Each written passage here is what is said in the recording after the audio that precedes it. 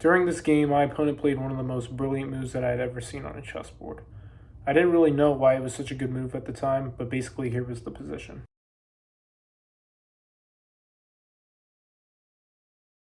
This game was chaotic up until this point, and let's just get right into the game. I can't really describe it.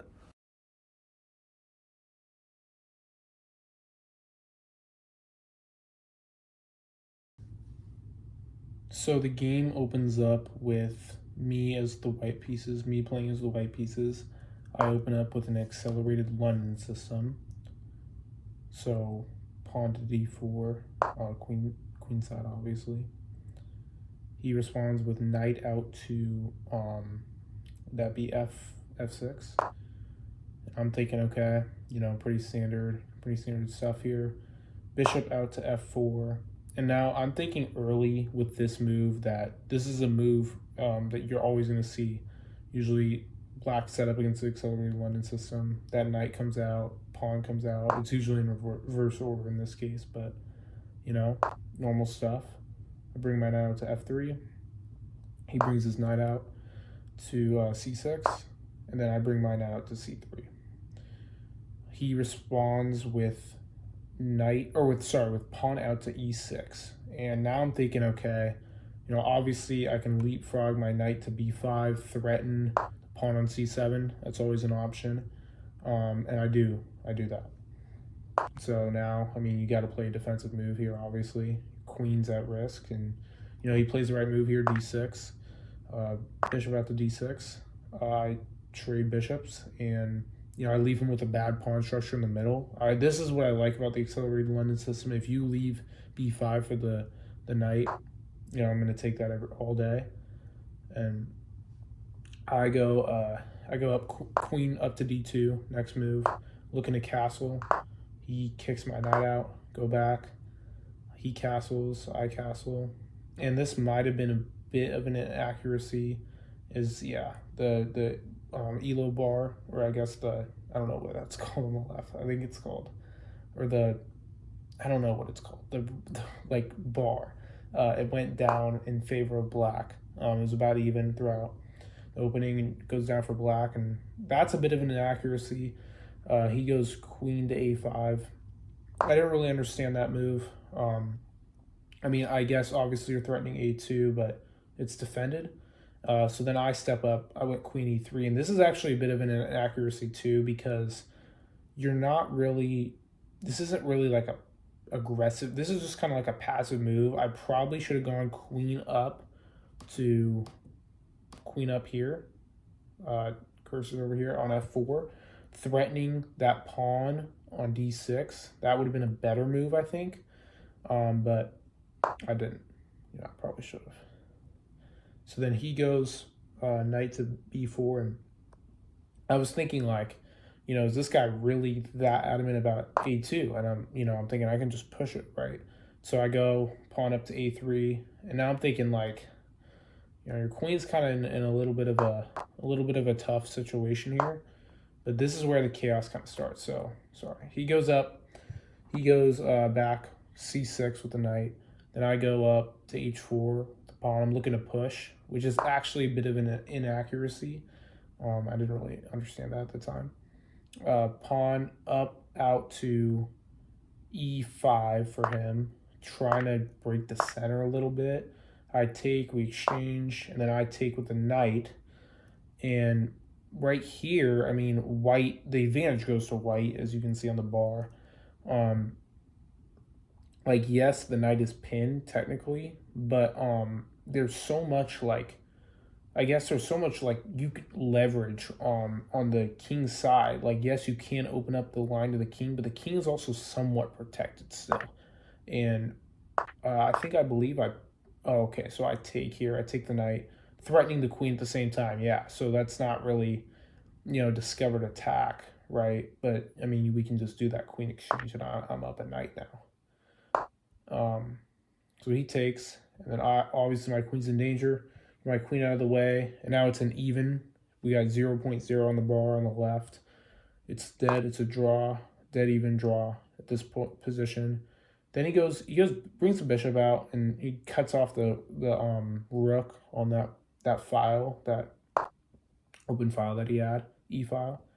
I bring the pawn up, and I'm looking to push. I'm looking to push, go after his king. His king's a little bit weak. It's not weak, but it's definitely not like, great position with a lot of pieces defending those pawns. I mean, especially that pawn on g7.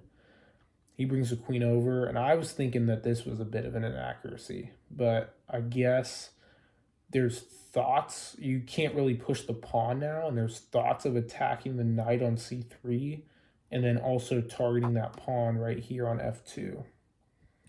So yeah, I obviously move the pawn up, but this is actually an inaccuracy because there's not really, you're leaving a lot of light square weaknesses here, and just in general, it's not really a great position for white. There's definitely an attack for black. My opponent goes queen, gives a check. And I'm thinking, okay, not bad, but just move out of the way. But actually, he comes with this pawn attack, and now I'm thinking, well, okay, I just need to relegate this. Don't blunder any pieces. And then I decide to go for danger levels, actually. I see that. I spent some time on that move. Just go simple danger levels move, and he responds with queen down to f2. So he's like kind of all up in my area, all up in my my back files. But I mean, we're fine. Still in a good position. I go after the bishop, and it's a bit of an inaccuracy because I think that when this bishop moves, you're allowing it to open up on that file again. And so yeah, that's what he does. He gets it out of the way, and he's threatening the rook. So obviously I have to take. I take. He takes back with the knight, and I'm still at 1 point of material. I slide the rook over, which is actually a bad mistake that I didn't really see. It's not a blunder, but it's a mistake. It's not a good move at all because there's issues with there's issues that I have back rank wise when if I were if there was an exchange, that rook has that open E file, and it's just not a great position for me. He gives a check. I always have to move up by force, and then he comes here with the queen, and I didn't really like this move for him. The ELO bar goes way up for me, or the advantage bar goes way up for me. I think we're just gonna call it the advantage bar. And he slides over with the rook. Now he's making a bigger threat, right? So I have to address it, and I straight up put him in a mate. I'm threatening mate. That's the ultimate danger level, right? And he responds with that. I step up with my queen to h6, and this is where it kind of gets crazy. So he gives a check here on e1. I go up, and there's actually there's a check here. I take, and that is a brilliant move down to b2 by the rook. And it's a brilliant move because it takes away my entire advantage that I just had. It's essentially this move knight takes away my advantage too, or takes away basically my chances of winning. It forces a draw by repetition here, by force. And I do have a 1 point advantage, but I'm also threatening checkmate, and his king is in a terrible position as well. And so he finds the move knight to c3. I take, he takes, and it is a draw only if, obviously check, only if you now have to go queen up to c3, right? I go down by force. Well, I guess I had b1 too, but I go down, and then it's a1. a1 is a blunder. He ends up blundering it. But what you actually had to do here was queen had to come back. Sorry. Queen, so we're in check right now. When I go back here, he actually has to go back down to e1, I believe. Yeah, e1. No, yeah, he has to go to e1, and it is a draw by force.